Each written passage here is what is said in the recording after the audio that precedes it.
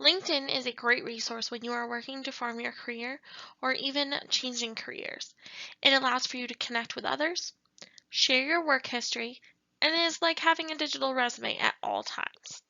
You'll even be able to use that profile and resumes you upload to your LinkedIn profile to apply for jobs on their website. But having a LinkedIn is like creating your brand. So let's review some key tips for creating your profile. So there are 6 key parts to creating your LinkedIn profile. The first is a picture. You'll want your picture to showcase some of your personality while also keeping it professional. This could be the very first way that a recruiter or future employer virtually meets you. Put your best face forward, literally. Next is the tagline. Sometimes this defaults to your most current job, but if you are looking to change jobs or industries or just want that to be updated, you want it to express key skills that you possess for the jobs you want to have. For example, if you really like working in business operations, you might make your tagline read Business Professional, focused in operations and improving efficiency. The settings is also a really helpful tool. Sometimes, if we've been at a job for a while, we've connected with other coworkers, and we might not want them to know we are updating our profile. LinkedIn provides a way to hide these updates you make. Simply go to your settings, select Visibility, and under Visibility of your LinkedIn activity, you can change the Share Profile Updates with your network to off.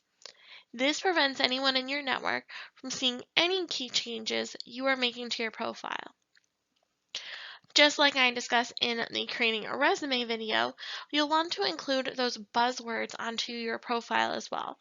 If you are affiliated with any groups or organizations, including those on your LinkedIn profile as well, can be a great way to show that you have gained other experiences outside of your work.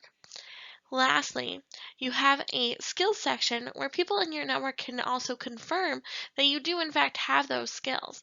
This can be a great networking tool as you can also confirm their skills as well. That leads us to our next topic of gaining those professional connections on LinkedIn.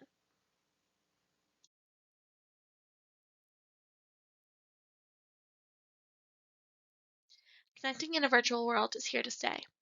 Whether you are connecting in the metaverse or through LinkedIn, it's important to know how to connect with others in a virtual world. It's also important to make sure that you are using proper etiquette.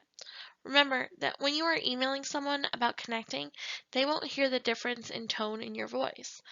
You'll find on LinkedIn that the more connections you have, the more you'll see second and third connections, people you may know through your existing connections. So, when you are ready to send a connection request on LinkedIn, it can be good to remember to address them with their title, i.e., if they are a PhD in their header, then address them as Dr. XYZ.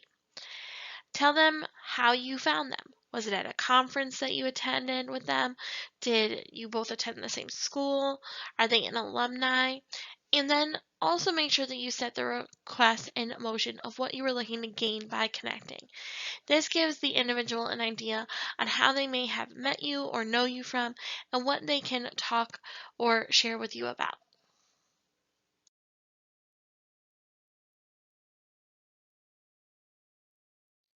When it comes to asking for recommendations and showcasing your skills, the first step in asking for a recommendation is being bold enough to ask for it. BalanceCareers.com recommends asking someone you are connected with, such as a current or former manager, colleague, client, or other contacts.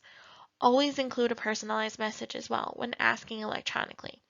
Include information for them about the successes that you've had and a way for them to respectfully decline providing a recommendation.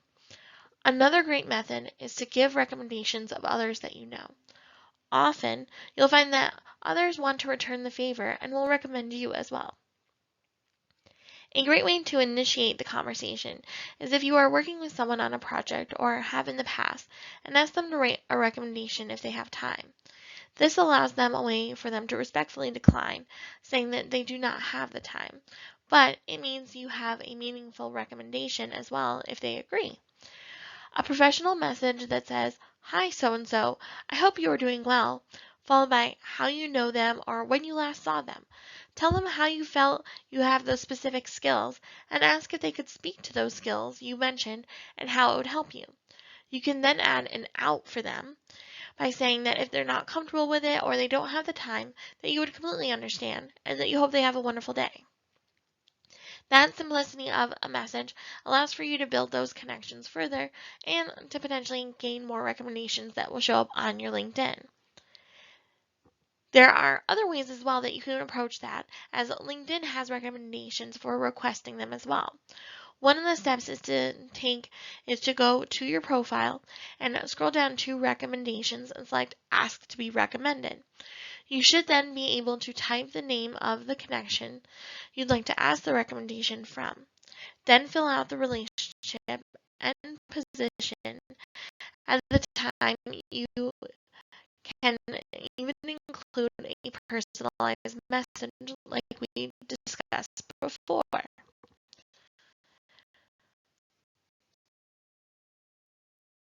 I hope you have found these tips to be helpful in navigating your LinkedIn profile.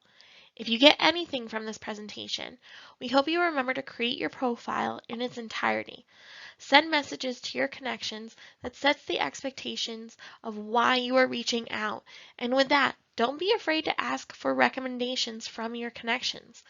Lastly, if you are looking to make changes to your career and don't want any of your connections at your current employer to know you are making those updates, don't forget you can adjust that in the settings.